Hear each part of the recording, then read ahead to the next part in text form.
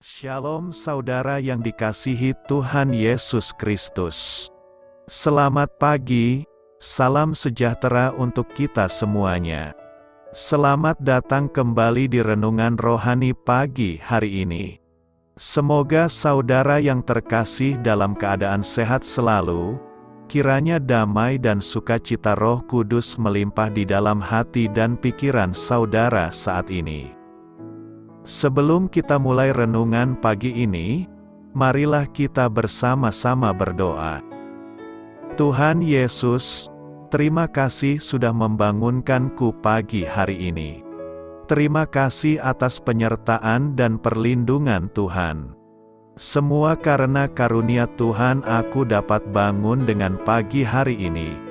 Aku menyerahkan seluruh aktivitasku hari ini ke dalam kuasa tangan Tuhan. Jauhkanku dari yang jahat. Ya Tuhan, Tuhan Yesus, tolong lindungi dan berkati aktivitasku hari ini. Tolong berkati juga keluarga dan teman-temanku, Bapa Surgawi, oleh karya Roh Kudus. Tolonglah aku untuk menjauhi segala sesuatu yang melukai hati-Mu. Ampunilah segala dosa kami, ya Tuhan. Dalam nama Tuhan Yesus, aku sudah berdoa. Amin.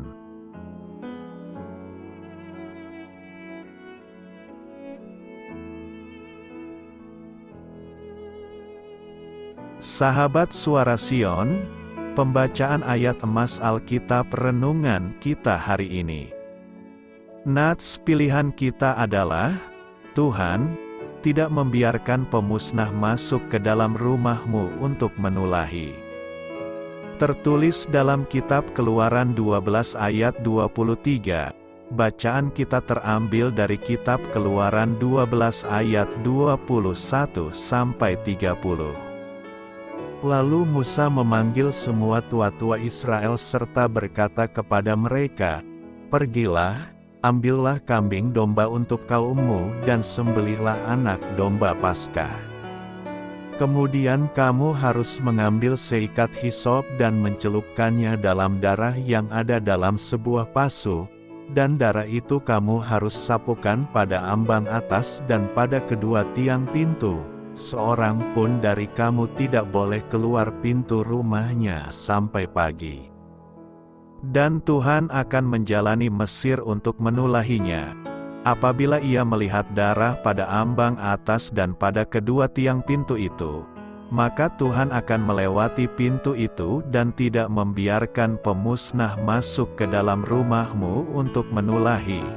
Kamu harus memegang ini sebagai ketetapan sampai selama-lamanya bagimu dan bagi anak-anakmu. Dan apabila kamu tiba di negeri yang akan diberikan Tuhan kepadamu, seperti yang difirmankannya, maka kamu harus pelihara ibadah ini. Dan apabila anak-anakmu berkata kepadamu, apakah artinya ibadahmu ini? Maka haruslah kamu berkata, itulah korban Paskah bagi Tuhan yang melewati rumah-rumah orang Israel di Mesir, ketika ia menulahi orang Mesir, tetapi menyelamatkan rumah-rumah kita. Lalu berlututlah bangsa itu dan sujud menyembah. Pergilah orang Israel, lalu berbuat demikian, seperti yang diperintahkan Tuhan kepada Musa dan Harun. Demikianlah diperbuat mereka. Maka pada tengah malam Tuhan membunuh tiap-tiap anak sulung di tanah Mesir, dari anak sulung Fir'aun yang duduk di tahtanya sampai kepada anak sulung orang tawanan, yang ada dalam liang tutupan, beserta segala anak sulung hewan. Lalu bangunlah Fir'aun pada malam itu, bersama semua pegawainya dan semua orang Mesir, dan kedengaranlah seruan yang hebat di Mesir, sebab tidak ada rumah yang tidak kematian. Terambil dari kitab Keluaran 12 ayat 21-30. Inti dari ayat emas renungan kita adalah, pembebasan dari dosa adalah kemerdekaan yang terbesar. Mari kita mulai renungan kita Judul renungan kita hari ini adalah Tuhan melindungi yang percaya. Mari kita mulai kisah inspiratif. Teman saya Deb dan Brice diundang oleh beberapa kawan berkebangsaan Yahudi untuk menghadiri makan malam Seder, perayaan bangsa Yahudi untuk memperingati keluarnya bangsa itu dari tanah Mesir. Perayaan ini diselenggarakan oleh para keluarga Yahudi untuk memperingati Paskah pertama mereka di Mesir. Keluaran 12 ayat 24-27. Seluruh keluarga terlibat dalam perayaan ini, termasuk anak-anak kecil. Deb dan Brice mengira perayaan itu bakal muram, tetapi ternyata perayaan itu sangat meriah. Pada awal santap malam, sepotong roti dibagi dua, setengahnya dibagi di antara para tamu, bagian lainnya disembunyikan oleh anggota keluarga yang paling muda. Semua orang dewasa mencarinya, sehingga anak itu merasa sangat senang. Bila tidak ditemukan, maka si anak mengangkat roti tersebut di tengah gelak tawa yang riuh. Setelah itu disusul acara cerita dan nyanyian, dan kalimat yang sering diulang-ulang, demi kehidupan. Mengapa Paskah tidak dirayakan dengan penuh sukacita? Padahal Paskah menandai pembebasan Israel dari perbudakan dan si pemusnah. Saat Yesus dan para murid mengadakan perjamuan malam terakhir, itu juga suatu perayaan Paskah. Tetapi dengan nuansa serius, inilah awal dari banyak peristiwa yang membawa pada pengorbanannya serta penyelamatan kita dari dosa dan setan.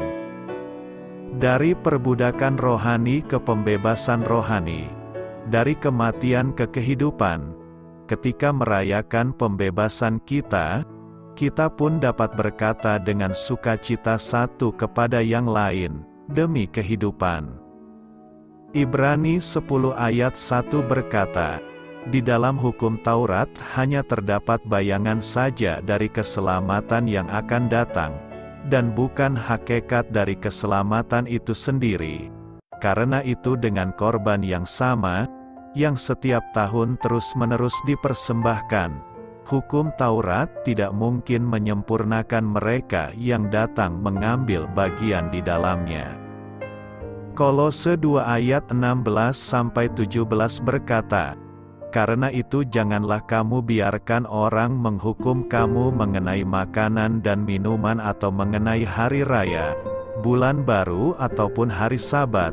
Semuanya ini hanyalah bayangan dari apa yang harus datang, sedang wujudnya ialah Kristus. Ada perbedaan antara bayangan dan substansi. Yang memberikan bayangan memberikan berbagai manfaat, tetapi memiliki keterbatasan. Bayangan dapat memberikan atau memperlihatkan realitas secara aktual, tetapi tidak dapat menyediakan apa yang melekat pada realitas. Perjanjian Lama diumpamakan seperti bayangan. Di dalam hukum Taurat, hanya terdapat bayangan saja dari keselamatan yang akan datang, dan bukan hakikat dari keselamatan itu sendiri. Perjanjian Baru, sumber daya Allah yang cukup tersedia secara cuma-cuma di dalam Kristus, adalah substansinya. Substansinya adalah Kristus. Kristus dengan sempurna menggenapi semua yang dilambangkan oleh pengorbanan-pengorbanan dalam Perjanjian Lama. Semua manfaat yang diinginkan tersedia bagi mereka yang mau percaya kepadanya. Domba Paskah adalah contoh yang jelas dari kebenaran ini. Pergilah, ambillah kambing domba untuk kaummu dan sembelihlah anak domba Paskah, dan Tuhan akan menjalani Mesir untuk menulahinya. Apabila ia melihat darah pada ambang atas dan pada kedua tiang pintu itu, maka Tuhan akan melewati pintu itu dan tidak membiarkan pemusnah masuk ke dalam rumahmu untuk menulahi. tertulis dalam Keluaran 12 ayat 21 dan 23. Bayangan tentang pembebasan sementara ini menjadi substansi pembebasan permanen di dalam Kristus, yang membebaskan kita dari penghakiman kekal, sebab anak domba Paskah kita juga telah disembelih, yaitu Kristus, tertulis di dalam 1 Korintus 5 ayat 7. Karakteristik lain yang seperti bayangan dari hukum dapat dilihat dalam perintah-perintahnya yang benar. Apapun tuntutan hukum berhubungan dengan kekudusan, kebenaran, kuduslah kamu, karena aku, Tuhan, Allahmu, kudus, tertulis di dalam Imamat 19 ayat 2. Panggilan kepada kebenaran ini hanya dapat menjadi kenyataan yang substansial melalui Tuhan Yesus Kristus. Malahan segala sesuatu kuanggap rugi, karena pengenalan akan Kristus Yesus, Tuhanku, lebih mulia daripada semuanya.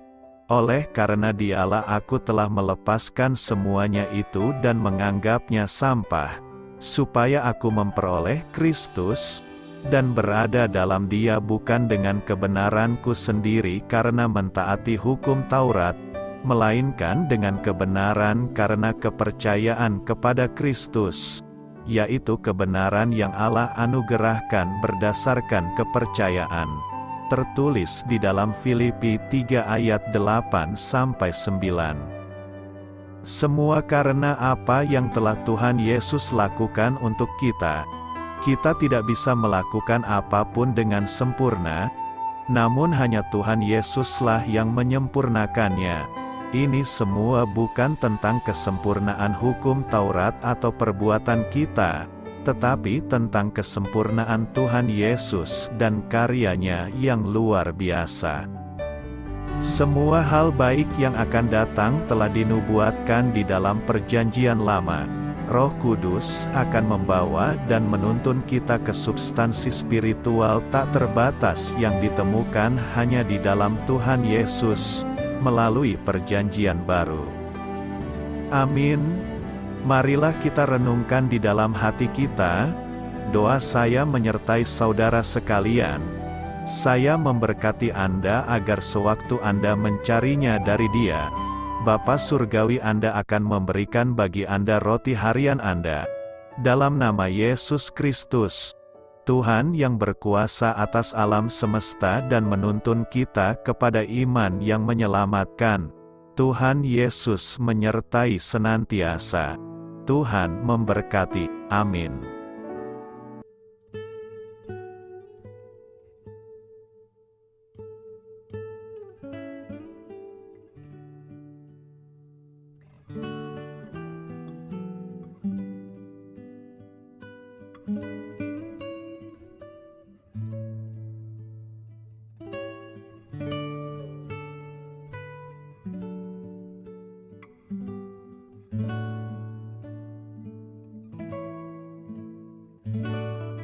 Marilah kita renungkan, sahabat pendengar, demikianlah renungan firman Tuhan di pagi hari ini. Semoga menjadi berkat di dalam hidup kita, dan sebelum kita memulai segala aktivitas kita pagi hari ini, marilah kita berdoa. Selamat pagi Bapa, malam hari telah berganti pagi, kehidupan baru telah Engkau berikan kembali bagi kami.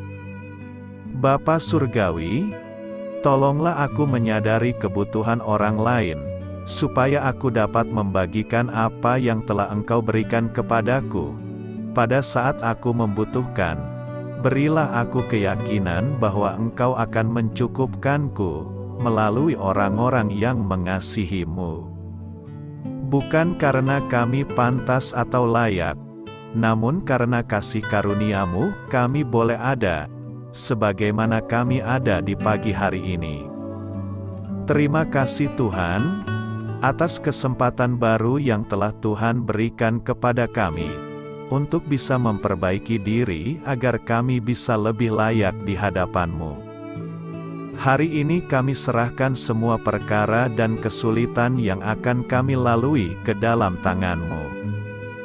Biarkanlah kami bisa memuliakan-Mu dalam segala aktivitas yang akan kami lakukan. Amin.